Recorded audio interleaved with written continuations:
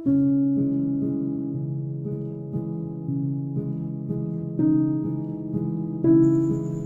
মানুষরা কি একা থাকতে পারি?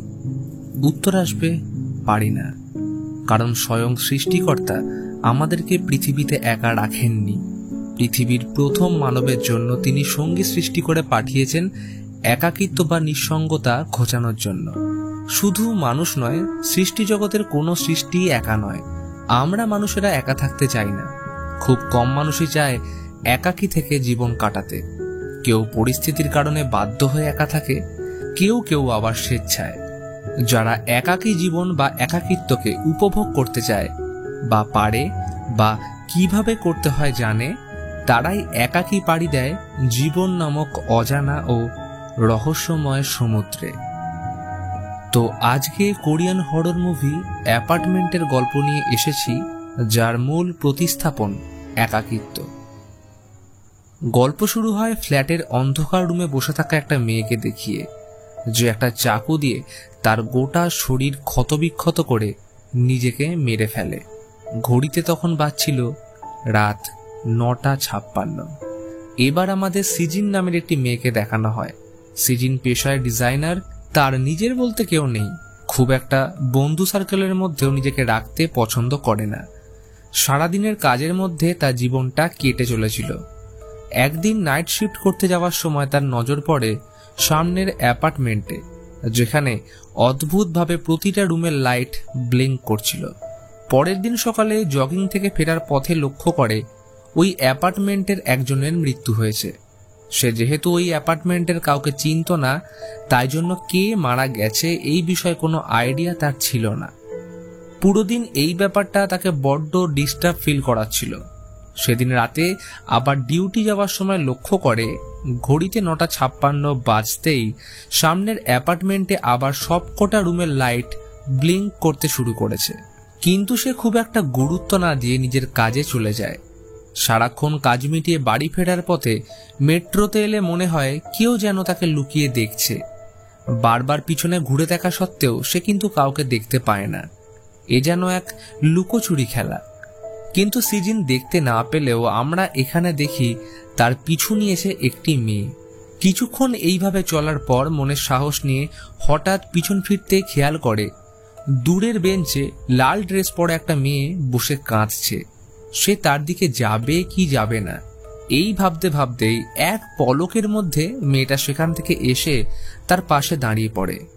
মেয়েটা জিজ্ঞেস করে, তুমি কি নিজেকে একা মনে করো?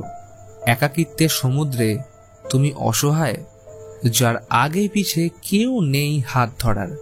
এটা বলেই হঠাৎ মেয়েটা তার হাত ধরে রেল লাইনে ঝাঁপ মারতে গেলে বেগতিক দেখে সিজিন কোনো রকমে নিজেকে বাঁচিয়ে নিলেও মেয়েটি ট্রেনের তলায় এসে মারা যায়।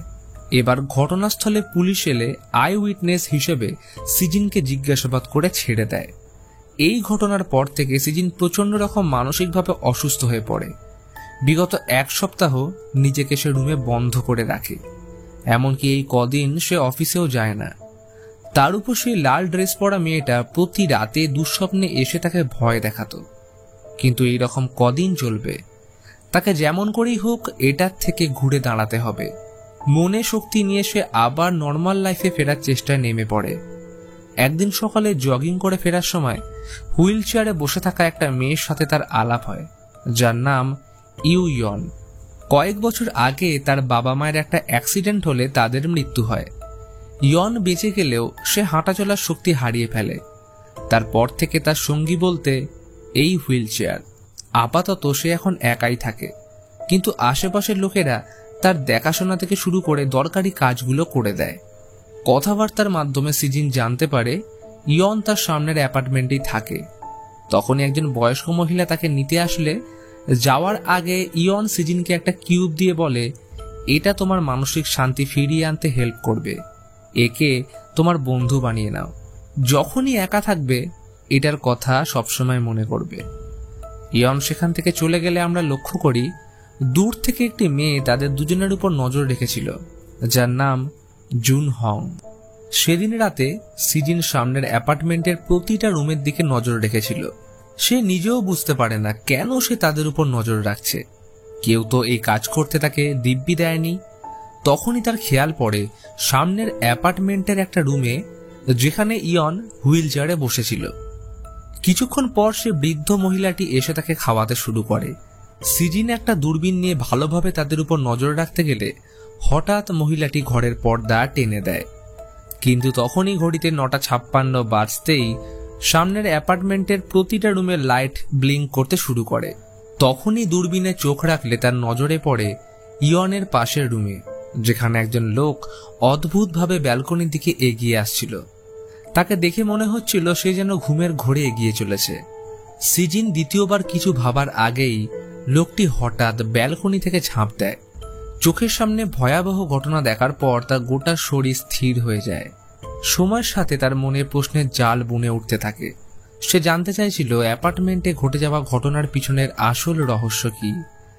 এরপর সিজিন শুরু করে ইনভেস্টিগেশন। প্রথমেই নোট ডাউন করে ফেলে অ্যাপার্টমেন্টে যে রুমগুলোর মৃত্যু হয়েছে সেগুলোর নাম্বার। তার মধ্যে 1403, 1304, 1103 এই 3টে রুম উঠে আসে।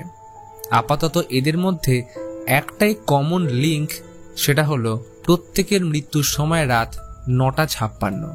এরপর থেকে সিজিন সামনের অ্যাপার্টমেন্টের প্রত্যেকের উপর নজরদারি করতে শুরু করে। কিন্তু একদিন এই কাজ করতে জুন তাকে দেখে ফেললে এই ঘটনাটা তার মাকে জানিয়ে দেয়। পরের দিন পার্কে ঘুরতে গেলে সিজিনের সাথে ইয়নের দেখা হয়, কিন্তু কথাবার্তা শুরু হতেই যাবে আর তখনই সিজিনের ফোন বেজে ওঠে। অফিসার ইয়ং তাকে ডেকে পাঠিয়েছে। সময় মতো সিজিন সেখানে পৌঁছলে অফিসার ইয়ং জানায় সিজিনের সামনের বিল্ডিংয়ে ঘটে যাওয়া ঘটনার ব্যাপারে ইনভেস্টিগেট করতে তাকে নিযুক্ত করা হয়েছে। আপাতত তার পাওয়া তথ্য অনুযায়ী প্রতিটা মৃত্যুর পিছনে কোনো মোটিভ নেই, এমনকি তারা কেউ একে অপরকে চিনত না। তখনই সিজিন বলে লিঙ্ক আছে, আর সেটা হলো রাত 9:56, কারণ তখনই পুরো অ্যাপার্টমেন্টের লাইট ব্লিঙ্ক করতে শুরু করে আর কিছুক্ষণ পরেই তাদের মৃত্যু হয়। কিন্তু অফিসার তার কথা শুনে বিন্দুমাত্র বিশ্বাস না করে উল্টে সিজিনকে জিজ্ঞাসাবাদ করতে থাকে। সেই রাতে বাড়ি ফিরলে সিজিন অনুভব করে কেউ যেন তার পিছনে হাঁটছে, আর তখনই কেউ একজন তার পা টেনে ধরলে পরক্ষণেই বুঝতে পারে এটা তার দুঃস্বপ্ন ছিল। পরদিন সকালে উঠে সবার আগে এসে ইয়নের সাথে দেখা করতে যায়। শিকল লাগানো দরজা হালকা ফাঁক করতেই ইয়নকে দরজার ওপারে দেখে সিজিন জিজ্ঞেস করে সে ঠিক আছে কিনা, কিন্তু ইয়ন তাকে ভেতরে আসতে দেয় না। ফলে সিজিন তাকে এইটুকু বলে চলে যায় যে রাত 10টার আগে রুমের লাইট বন্ধ করবে না। কথাটা শেষ হতে না হতেই সিজিন খেয়াল করে ইয়নের পিছনে কেউ একজন দাঁড়িয়ে, কিন্তু এটা তার মনের ভুল মনে করে ইয়নকে রাতের কথাটা মনে করিয়ে চলে যায়। লিফটে নামার পথে তার দেখা হয় জুনের সাথে।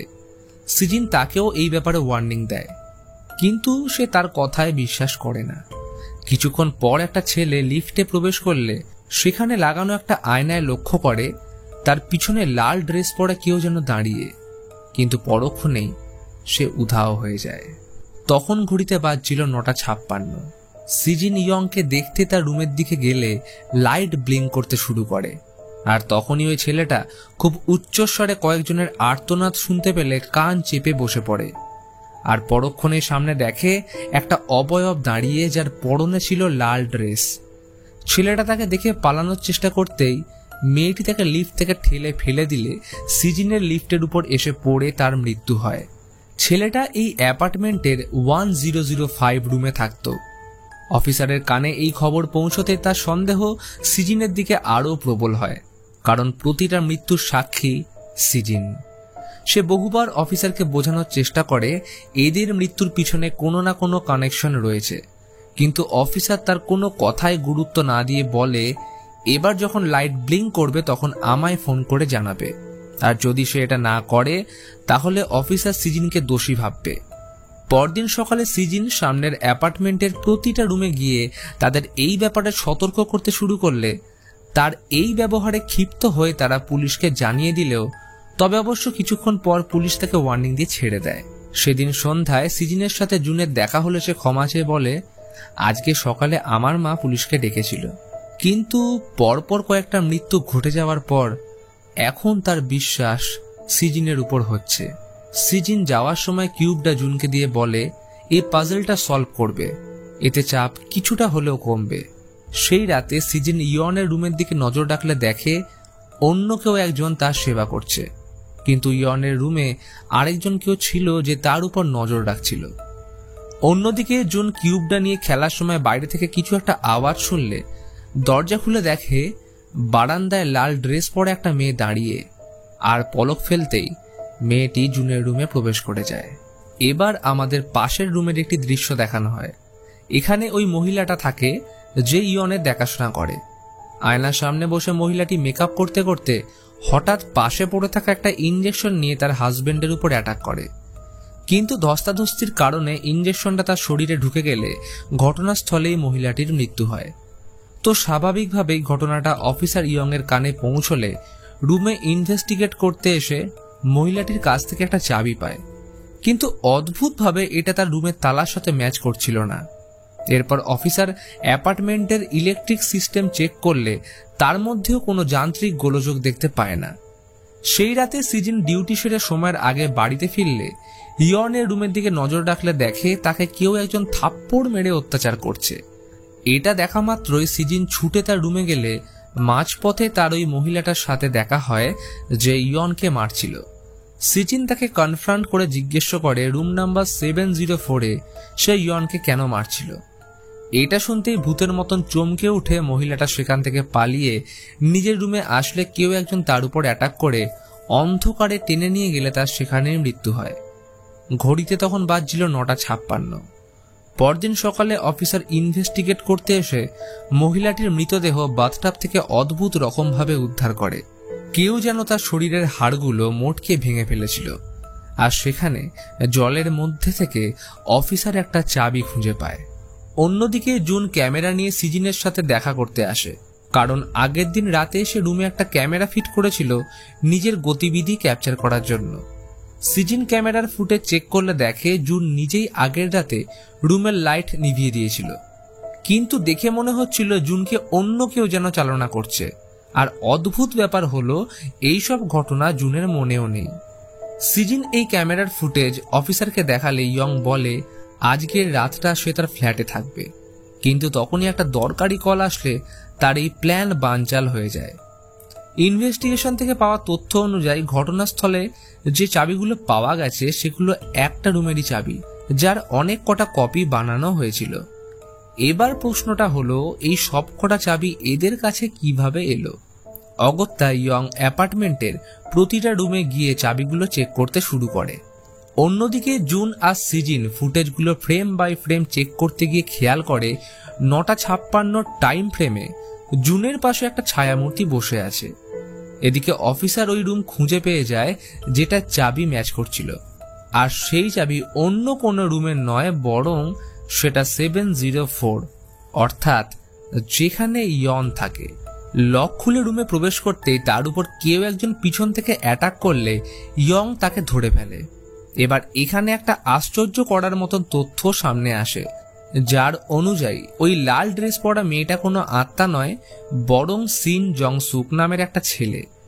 অফিসার তাকে জিজ্ঞেস করে এই রক্তমাখা ড্রেসটা কার, কিন্তু ছেলেটার মানসিক অবস্থা এতটাই খারাপ ছিল যে এটার উত্তর দেওয়া তো দূর, সে ভালোভাবে রিয়াক্ট পর্যন্ত করছিল না। ফলে কোনো উপায় না থাকায় ওই ড্রেসটা ফরেন্সিক ডিপার্টমেন্টের কাছে পাঠিয়ে দেওয়া হয়। অন্যদিকে জুন সিজিনকে কিউবটা ফেরত দিয়ে বলে এটা কোনোদিন সলভ করা সম্ভবই নয়, কারণ প্রতিদিন যখন আমি এটাকে সলভ করার চেষ্টা করি সেটা ঘুরে ফিরে আবার আগের পজিশনে চলে আসে। সিজিন সেটাকে নিয়ে খুব ভালোভাবে লক্ষ্য করলে খেয়াল করে কিউবটায় কয়েকটা নাম্বার লেখা রয়েছে।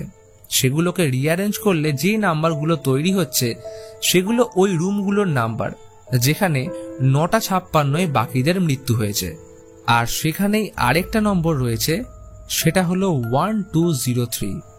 এবার এই অ্যাপার্টমেন্টের ব্যাপারে রিসার্চ করতে শুরু করলে জুন জানতে পারে 1 বছর আগে এই বিল্ডিং এর 704 রুমে একটা হ্যান্ডিক্যাপ মেয়ে আত্মহত্যা করেছিল, আর এই মেয়েটা অন্য কেউ নয়, স্বয়ং ইয়ন। এটা শুনতে সিজিনের মাথায় বাজ পড়ে, কারণ এতদিন সে যার সাথে কথা বলে এসছে, যার উপর নজর রেখে এসছে, সে নাকি মৃত। অর্থাৎ অ্যাপার্টমেন্টে এই কদিন যতগুলো মৃত্যু হয়েছে তার পিছনে ইয়ন দায়ী। এবার সিজিন আর দেরি না করে রুম নাম্বার 1203-তে পৌঁছলে দেখে সেখানে ওই বৃদ্ধ মহিলাটির লাশ পড়ে রয়েছে, যে পার্কে ইয়নকে নিতে এসছিল। তার মৃত্যু খাবার সময় দম বন্ধ হওয়ার কারণে হয়েছিল। সিজিন তার মুখ থেকে একটা চাবি পায়, যেটা ম্যাচ করছিল 704 অর্থাৎ ইয়নের রুমের সাথে। সে এবার রুম নাম্বার 70-তে পৌঁছে ওই চেয়ারটায় বসে পড়ে, যেটায় সারাক্ষণ ইয়ন বসে থাকত। এবার সে একটা ভিশনস দেখতে পায়, যার অনুযায়ী ইয়নের বাবা মায়ের অ্যাক্সিডেন্টে মৃত্যুর পর অ্যাপার্টমেন্টে তার প্রতিবেশীরা ইয়নের দেখাশোনা করত, কিন্তু সময়ের সাথে তারা ইয়নের উপর খারাপ ব্যবহার করতে শুরু করে। এমনকি একটা ছেলে তার হ্যান্ডিক্যাপ হওয়ার সুযোগ নিয়ে তার সাথে অভদ্র আচরণ করে, এবং যে বৃদ্ধ মহিলাটি তার দেখাশোনা করত সে তাকে জোর করে খাওয়াতো এবং সুযোগ পেলে তার উপর শারীরিক অত্যাচার করত। সে এতদিন সব কষ্ট সহ্য করে চলেছিল। ইয়ন ভাবত, আমি যদি সবাইকে এদের ব্যাপারে জানিয়ে দিই তাহলে এরা হয়তো আমায় ছেড়ে চলে যাবে, আর তখন আমার নিজের বলতে কেউ থাকবে না, কারণ একাকিত্বের কষ্ট যে বোঝে সেই জানে। কিন্তু ক্রিসমাসের আগের রাতে ইয়ন বেঁচে থাকার শেষ ইচ্ছাটুকু হারিয়ে চেয়ারে বসে নিজের হাত কেটে আত্মহত্যা করে। রক্তে ভিজে যায় তার সাদা ড্রেস। তখন ঘড়িতে সময়টা ছিল 9:56। ইয়নের মৃত্যুর পর 704-এ জংসুক ভাড়া নিয়ে আসে। সময়ের সাথে ইয়ন জংসুককে পজেস্ট করে তার সাথে ঘটে যাওয়া ঘটনাগুলোর ভিশনস দেখাতে শুরু করে, আর পরবর্তী সময়ে ইয়ন জংসুককে পজেস করে তাকে দিয়েই সবার খুন করত। তখন তার পরনে থাকতো রক্তমাখা সেই ড্রেসটা। তার উপর যারা যারা যেমন ভাবে অত্যাচার করেছিল তাদের সে সেইভাবেই মারতে থাকে, যার কারণে ইয়ন মৃত্যুর পর ওই মহিলাকে খাবারের মাধ্যমে শ্বাসরোধ করে মেরেছিল। আর যে মহিলাটির শরীরে ইনজেকশন ঢুকে মৃত্যু হয়েছিল সে ইয়নের উপর বিভিন্ন এক্সপেরিমেন্ট করত, ফলে তার মৃত্যু ওই একইভাবে হয়। অন্য যে মহিলাটি ফ্ল্যাট নাম্বার 704 শুনতেই ভয়ে পালিয়েছিল সে ইয়নকে শারীরিকভাবে নির্যাতন করত, ফলে মৃত্যুর পর ইয়ন তাকে ওই একইভাবে শাস্তি দিয়েছিল। যে ছেলেটা লিফটের উপর পড়ে মৃত্যু হয়েছিল সে ইয়নের একা থাকার সুযোগ নিয়ে তার উপর অভদ্র আচরণ করেছিল। ঘটনা এবার বর্তমানে ফিরে আসে। এই ফ্ল্যাশব্যাকের সাথে সাথে পুরো ঘটনা জংসুক এদিকে অফিসারকে জানিয়ে বলে, আমি ওই রুমে আর ফিরে যেতে চাই না। কিন্তু অফিসার তাকে রুমে ফিরে যাওয়ার জন্য জোর করলে সেখানে রাখা বন্দুক দিয়ে জংসুক নিজেকে গুলি করে নেয়। এদিকে সিজিন ইয়নের রুমে এলে তার আত্মাকে চেয়ারে বসে থাকতে দেখে। আসলে এতদিন সিজিন নিজের রুম থেকে যা কিছু দেখে এসেছে তা সবটাই কল্পনা, এবং ইয়ন তাকে এই ঘটনা সারাক্ষণ দেখিয়ে গেছে যাতে সে তার কষ্ট বুঝতে পারে। কিন্তু সিজিন এতদিন যাকে দেখে নিজের বন্ধু ভাবত, এখন তাকে দেখে ভয় পেতে শুরু করলে ইয়ন এটা সহ্য করতে না পেরে সিজিনের প্রতি তার ভালোবাসা হিংসায় পরিণত হয় এবং ইয়ন তাকে মারতে যায়।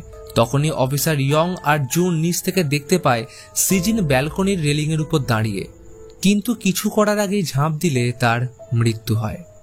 রক্তাক্ত অবস্থায় পড়েছিল সিজিনের নিথর দেহ। সে তার একমাত্র বন্ধুকে একা কিভাবে ছেড়ে যাবে? হয়তো এটাই ছিল তার শেষ পরিণতি। এরপর বেশ কয়েকটা মাস কেটে যায়। অফিসার এই অ্যাপার্টমেন্টে শিফট হলে জুন তাকে সাহায্য করে। এর মাঝে এখানে আর কারোর মৃত্যু হয়নি। তখনই তারা খেয়াল করে সামনের ব্যালকনিতে সিজিন দাঁড়িয়ে, আর পরক্ষণেই লাইট ব্লিঙ্ক করতে শুরু করলে মুভি এখানেই শেষ হয়। তো বন্ধুরা, তোমাদের কেমন লাগলো আজকের এই ভিডিও সেটা কমেন্ট বক্সে জানাও, আর সাথে লাইক করতে ভুলো না, এবং যারা চ্যানেলে নতুন আসছেন তারা অবশ্যই সাবস্ক্রাইব করে বেল আইকন অন করে দেবেন। তো এবার এইরকমই কিছু অসাধারণ কোরিয়ান হরর মুভির গল্প জানতে হলে স্ক্রিনের উপর দুটো ভিডিওর লিঙ্ক দেওয়া রইল, সেখানে গিয়ে আপনারা দেখে আসতে পারেন। তো আজকের মতন এখানেই, দেখা হচ্ছে পরের ভিডিওতে। ভালো থাকবেন।